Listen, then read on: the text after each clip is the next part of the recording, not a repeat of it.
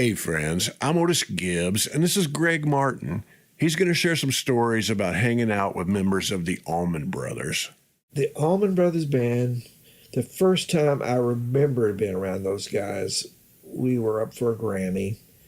The original Headhunters lineup, Richard, Fred, Doug, Ricky, myself, and we went to a Grammy party in New York.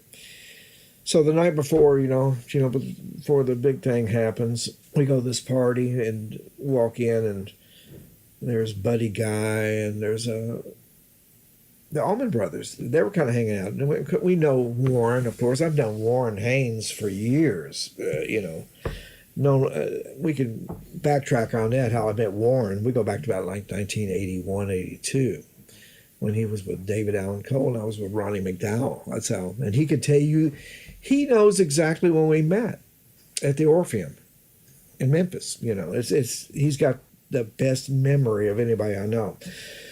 But anyway, what I remember, collectively, never met the guys until that Grammy party, and we go in, and there's J-Mo and Butch Trucks and Warren and Dickie, and of course everybody, they were being scooted along by their PR people, so didn't really have a whole lot of time to talk to them at that point.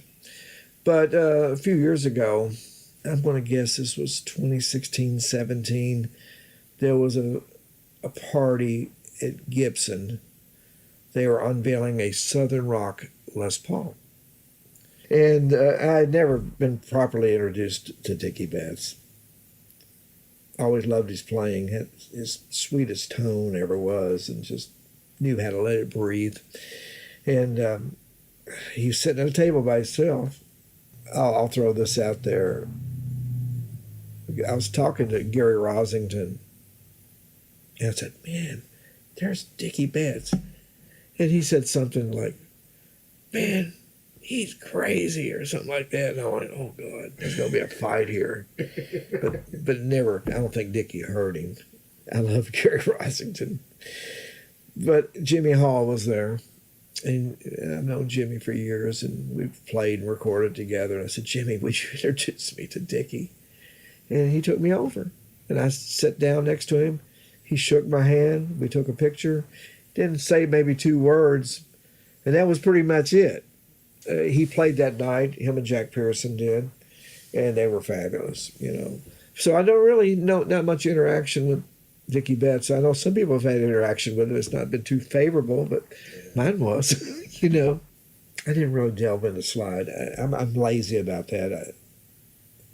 I played with Jack Pearson a few times, and sometimes I go, I don't think I need to play slide around Jack. But one time I did play a solo. Me and Jack were playing the Dallas Guitar Show, and I took the slide off, put it on the amp, and he grabbed it and put it back on my finger. And I thought, well, maybe that's a validation of some kind. I don't know. He's wonderful. He's a godly man. One of the greatest players I've ever played with, him and Phil Kagi. I put them together because they're both very godly. Jack takes his music very, very serious. Very, very serious. God, I love him so much, man. And I love his family. He's got a great family, cousins and his nephews. And I'm trying to think the first time that I ever jammed with him. The first time that we ever met, and he remembers this, I was with the Headhunters, of course. This would have been early 90s. He was he was doing a stint with Albert McClinton at the time. And he knew our merch guy, Doug Cook. So evidently I must have met Jack at that point, but didn't really know much about Jack. I didn't know Jack. I didn't know Jackass, I didn't know what a great player he was. So, the name went in, and then Jimmy Hall, who was a really good friend of mine, they would come up here and play, and the Prisoners of Love, and Jack would be with him, and I'd sit in with him. And me and Jack got along great. But he's a wonderful, giving person. He's great to play with. Had a birthday bash back in 2015 in Glasgow, and I worked it out where Jack's trio could come up and play at the Plaza Theater, and I got up and jammed with them, and it was just wonderful. I love him. as a person. Great player. Such a, yeah, I don't know. I could just keep going on and on about the guy. Well, I got to play Dwayne Allman's Layla Goldtop Les Paul at the Big House in Macon, Georgia. And that guitar is magic. You know, guitars, I mean, heart and soul has to be there.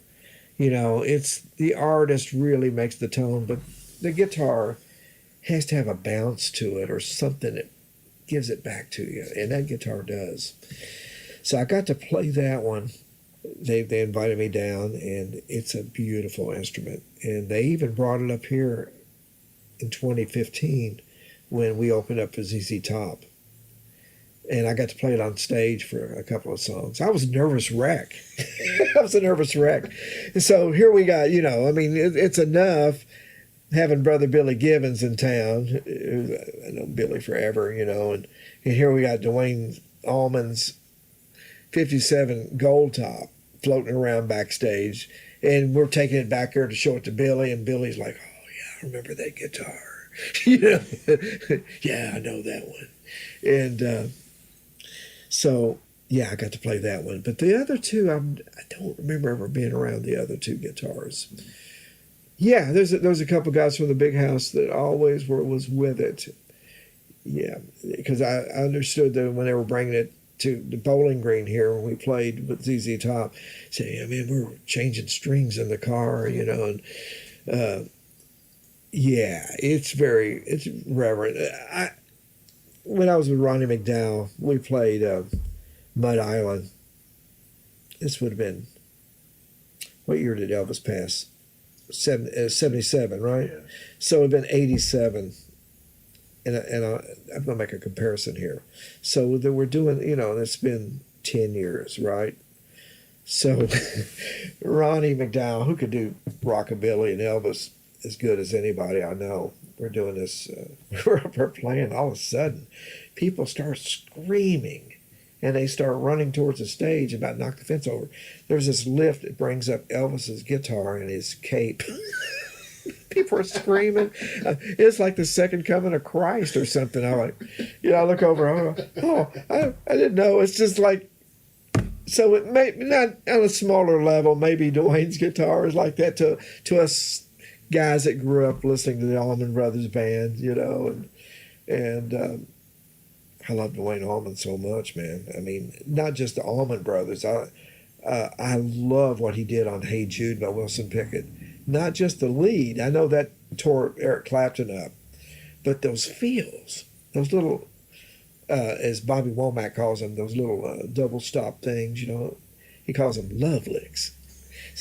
Will McFarlane, one day we got to play together with Jimmy Hall. He said, yeah, Greg, you're playing those love licks. Yeah. Oh, yeah, Dwayne guitar is real special. It does have a sound. It has a sound. And there again, heart and hands, you know, and soul is what really makes it come. I mean, a guitar is not going to do anything sitting by itself, right? You know, but that guitar does have a nice bounce, and it has a real special sound. No, man, but the big fella from the Big House, he would not let anybody get near it. And everybody was very respectful, and I was very proud that my buddy Chris from Blackstone Cherry, him and his dad Steve, who's passed on now, they were able to pick the guitar up and play it. You know, and it was real special. And I've got a lot of friends that have. There's a band called Otis, a really good little band called Otis from our area that's making some noise. They've played it. You know, it's like my 58. I don't take it on the road very much anymore. But if I know a friend's playing, like if Marcus King, which I've never met Marcus, we know each other. He's played the old 58 about 3 times. I've had friends to take it to him. He plays it. Warren's played it. Charlie Starr. I figure, why not? That's what they're for. You know, to be played. The only reason I don't take it out and use it with the headhunters is because the crew gets all nervous. You know, they don't say, "Come, Greg, leave it at home, please." But I call it the executive guitar nanny service that takes care of it when I'm gone. So, you know, but if Marcus, I know if he's in the area, if I knew that any of those players that appreciate it, I'd send it out. I'd love to meet. I never met Derek Trucks, never met him, but he'd be welcome to play it. Well, I started reading about the Allman Brothers first.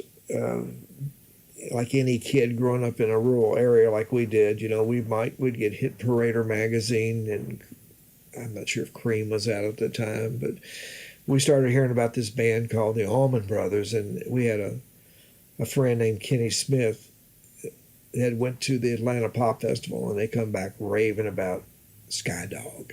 And we're like, who's Skydog? We didn't know who he was, and so I'm thinking it's my junior, senior year, Richard and Fred Young, my bandmates, they bought, I missed the first two albums. I didn't hear them. So, where we grew up, we were lucky, we were hearing, unless you were just really looking for music, there was an underground station, a radio show out of Chicago called the Subterranean Circus that I would listen to every Sunday night because they'd play all the underground sounds. Because normally what you'd be hearing is the Grassroots and Bread and the Carpenters and, things like that. But anyway, Richard and Fred, God bless them, their mother took them to the record store and they bought the Fillmore East. And we would borrow each other's albums back then. I might loan them NRBQ, or they would loan me Humble Pie, Live at the Fillmore, or Allman Brothers. So when I stuck that on the turntable, and ladies and gentlemen, the Allman Brothers band, da da da da, and here comes that slide. I had never heard nothing like that. It was like a psychedelic roller rink music or something. And, you know what I'm saying? It was beautiful. And that slide, that was my that's when I first heard them. But I also remember Richard and I going over to a fella's house in Glasgow just a few months later. His name was Alan Barrett, and we were looking for a singer. And we had a little band, but for some reason we thought we needed a singer. And he puts on Idlewild South, and I hear Revival. And I remember those harmony guitars, that little thing. And I'm going, well, man, this is something I've never heard before. So that was my first, and maybe Subterranean Circus about the same time, 71, 72, would play some of the Allman Brothers, stuff like that. But that Fillmore East album was really where the heavens opened up and God said, check this out.